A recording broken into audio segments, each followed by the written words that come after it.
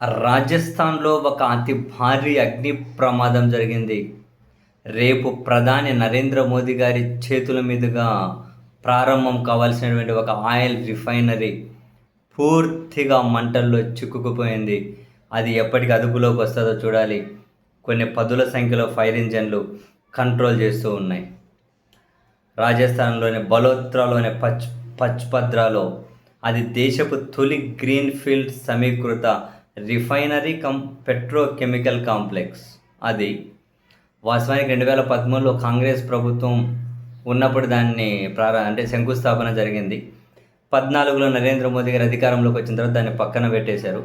తర్వాత 2018లో వాళ్ళే రీలాంచ్ చేశారు. అప్పుడు దీని అంచనా వ్యయం 43,000 కోట్లు. ఇప్పటికి పూర్తి అయిపోయేసరికి అది 80,000 కోట్లకు చేరింది. 80,000 కోట్లు అది ఆయిల్ రిఫైనరీ పెట్రోకెమికల్ కాంప్లెక్స్. అది 80,000 కోట్ల పెట్టుబడి. Hindustan petroleum corporation limited, Rajasthan ప్రభుత్వం ఇద్దరు సంయుక్తంగా నిర్వహించనున్న తొలి గ్రీన్ఫీల్డ్ రిఫైనరీ పెట్రోకెమికల్ కాంప్లెక్స్ అట.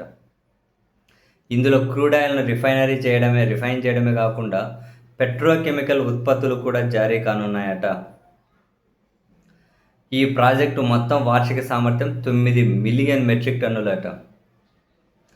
అండ్ పెట్రో రసాయనాల ఉత్పత్తుల సామర్థ్యం 2.4 మిలియన్ మెట్రిక్ టన్నులట. చాలా పెద్ద ప్రాజెక్ట్ అట. ప్రభుత్వమే ఇది ఖర్చు. హిందుస్థాన్ పెట్రోలియం కార్పొరేషన్, రాజస్థాన్ ప్రభుత్వం మొత్తం ప్రభుత్వాలే. 80,000 కోట్ల ప్రాజెక్ట్ రేపు ప్రారంభించాలి. జస్ట్ కొన్ని గంటల ముందే పూర్తిగా అగ్గిలో చిక్కుకుపోయింది. పదుల సంఖ్యలో ఫైర్ ఇంజన్లు కంట్రోల్ చేస్తూ ఉన్నాయి. ఎలా జరిగిందేమో తెలియదు. ఇంకా అధికారులు ఇది చెప్పాలి. ఎట్లా జరిగింది? భారీగా మంటలు చిక్కుకుపోయింది. పెద్దగా మంటలు, పొగలు. 80,000 కోట్ల ప్రాజెక్ట్ అట. మరి ఎంత నష్టం జరుగుతుందో ఏమో తెలియదు.